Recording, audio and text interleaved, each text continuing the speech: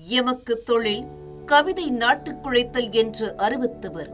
மேலும் நாட்டுக்கு உழைக்கும் பணியை முன்வைத்து அப்பணிக்கு கவிதையை வலிமையான ஆயுதமாக பயன்படுத்தியவர் மகாகவி பாரதி.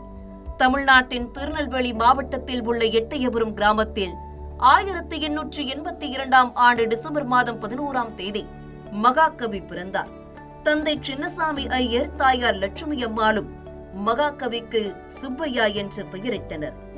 7 வயதில் தமிழில் கவிதைகள் எழுத தொடங்கி 11 வயதில் கற்றறிந்தோர் சபையில் சான்றோர்களால் பாராட்ட பெற்றார்.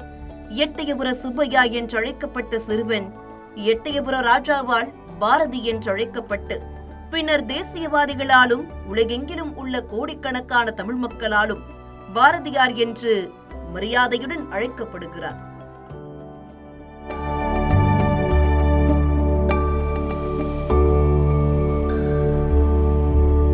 ஆயிரத்தி 1897 ஜூன் மாதம் பாரதிக்கு செல்லம்மாளுடன் திருமணம் நடந்தது. அந்த காலத்தில் பாரதியின் தந்தையின் தொழிலில் பின்னடைவு ஏற்பட்டது. குடும்பத்தில் பொருளாதார நெருக்கடி ஏற்பட்டது. கடன் பெருகியது. கையில் இருந்த செல்வம் யாவும் கரைந்தது. தந்தையின் உடல்நலம் கெட்டது. தாங்குணாத இழப்புகளால் பாரதியின் தந்தை காலமானார். 15ஆம் வயதில் பாரதியாரின் கல்வி தடைப்பட்டது. இந்நிலையில் மனைவி செல்லம்மா கடையத்தில் உள்ள அவரது தந்தை வீட்டுக்கு அனுப்பப்பட்டார். பாரதி தனது பாட்டியுடன் பிறந்து வளர்ந்து படித்து புழங்கிய எட்டயபுரம் மண்ணை விட்டு காசிக்கு சென்றனர். காசிக்கு சென்ற பாரதி அலகாபாத் பல்கலைக்கழகத்தின் நுழைவுத் தேர்வில் தேர்ச்சி பெற்றார் என்பது குறிப்பிடத்தக்கது. 4 ஆண்டுகளுக்கும் மேலாக காசியில் வாழ்ந்தார் பாரதி.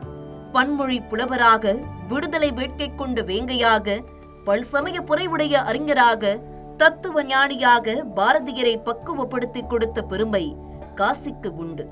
பாரதியின் உள்ளார்ந்த சிந்தனைகளில் கூடுதல் தெளிவுடன் உள்ளொளி பெருக்கிய காசி நகர் வாழ்க்கையை முண்டாசு தலைப்பாகையும் முறுக்கு மீசையும் என பாரதியின் புறத்தோற்றத்தையும் மாற்றியமைத்தது. காசியிலும் சூரத் நகரிலும் நடந்த இந்திய தேசிய காங்கிரசின் கூட்டத்தில் பங்கேற்ற பாரதி தேசியவாத இயக்கத்தை வலுப்படுத்த தனது ஆலோசனைகளை வழங்கினார். தமிழகம் திரும்பிய பாரதி 1904 ஆண்டு ஆகஸ்ட் முதல் நவம்பர் மாதம் வரை மதுரை சேதுபதி உயர்நிலைப் பள்ளியில் தமிழாசிரியராக பணியாற்றினார். பாரதியின் வாழ்க்கையில் பல ஆண்டுகள் பத்திரிகை துறையில் கழிந்தன. வீரமிக்க ஒரு இளைஞனாக 1904 ஆண்டு நவம்பர் மாதம் சுதேசமித்திரன் இதழில் துணை ஆசிரியராக பணியில் சேர்ந்தார். இந்தியா, சக்கரவர்த்தினி, பாலபாரதா, விஜயா ஆகிய இதழ்களில் ஆசிரியராக பணியாற்றினார். சுதந்திரம், சமத்துவம் மற்றும் சகோதரத்துவம் ஆகிய 3 முழக்கங்களை முன்வைத்து 1906 ஆண்டு இந்தியா தமிழ் இதழியலில் ஒரு புதிய தடத்தை பதித்தது. புரட்சி இதழ் என்று பறைசாற்றும் வகையில் இதழை சிவப்புத்தாளில் பாரதி அச்சிட்டார். இந்தியா இதழ்தான் தமிழ்நாட்டில் அரசியல் கார்ட்டூன்களை வெளியிட்ட முதல் பத்திரிகையாகும். தேசிய உணர்வுள்ள பல்வேறு கவிதைகள், கட்டுரைகள் படைத்து மக்களுக்கு தேசிய உணர்வை ஊட்டிய காரணத்தால் தேசிய கவி என அனைவராலும் பாரதி போற்றப்பட்டார். அந்த காலகட்டத்தில் ஆங்கிலேயரின் அடக்குமுறை நாளுக்கு நாள் அதிகரித்தது. விடுதலை உணர்வை ஊட்டிய தலைவர்களை கைது செய்து சிறையில் அடைத்தார்கள். திலகர், வ.உ.சி., சுப்பிரமணிய சிவா, மித்திரன் ஆசிரியர் ஜி. சுப்பிரமணிய ஐயர், இந்திய ஆசிரியர் சீனிவாசன் என விடுதலைக்கு போராடிய பலரையும் ஆங்கிலேய அரசு சிறையில் அடைத்து கொடுமை செய்தது. இந்த சூழலில் இந்தியா இதழின் ஆசிரியரான பாரதியை கைது செய்வதற்கான வாரண்ட் பிறப்பிக்கப்பட்டது.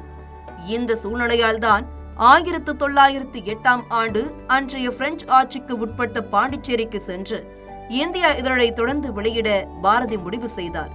10 ஆண்டுகள் பாண்டிச்சேரியில் வாழ்ந்த காலத்திலும் தனது துடிப்பான எழுத்துக்களால் தமிழ் இளைஞர்களுக்கு தேசிய உணர்வை ஊட்டினார் பாரதி. 1918 ஆண்டு நவம்பர் மாதம் கடலூர் அருகே பிரிட்டிஷ் இந்தியாவில் நுழைந்த பாரதியை ஆங்கிலேய அரசு கைது செய்தது. திருவல்லிக்கேணியில் உள்ள பார்த்தசாரதி கோவிலுக்கு சென்றபோது எதிர்பாராத விதமாக கோவில் யானையால் தூக்கி எறியப்பட்டார். பலத்த காயமுற்ற பாரதி சிகிச்சை பலனின்றி 1921 ஆண்டு செப்டம்பர் 11ஆம் தேதி தனது 39வது வயதில் இவ்வுலக வாழ்வில் இருந்து விடுதலை பெற்றார்.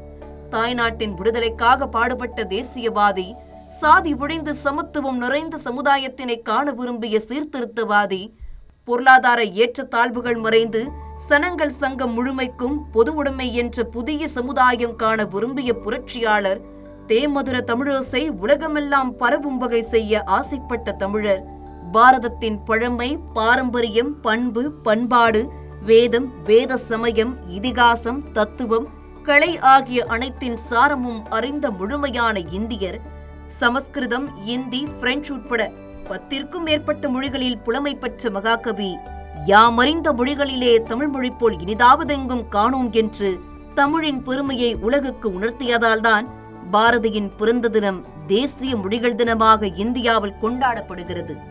மகாகவி பாரதியின் வழியில் பாரத பண்பாடுகளுடன் தேசிய உணர்வுடன் வாழ்வதுதான் மகாகவி பாரதிக்கு நாம் செய்யும் மரியாதையாகும்.